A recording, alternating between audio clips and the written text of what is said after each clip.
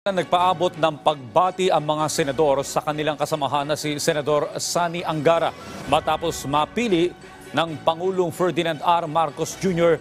na maging susunod na kalihim ng Department of Education.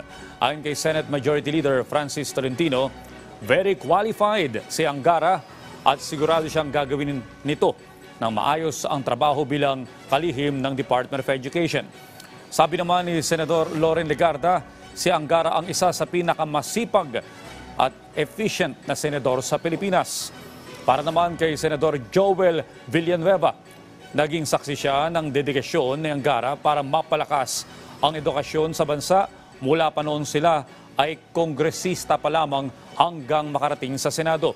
Tingin naman ni Senate President Francis Escudero, dahil matatapos na ang termino ni Angara sa 2025, hindi na siya kailangan pang palitan. Una dito, sinabi ng COMELEC na hihintayin nila kung maglalabas ang Senado ng papel para humiling ng special election. Ngunit kung hindi, 12 senador pa rin ang ihahalal sa 2025 midterm elections. The term of Senator Angara will be expiring in June 2025 anyway. So tingin ko hindi na yan kailangan fill-upan pa sa isang special election na gastos lamang. So hintayin na lamang siguro mag-expire yun. So if the senator will accept it, if he is appointed, there will only be 23 sitting senators.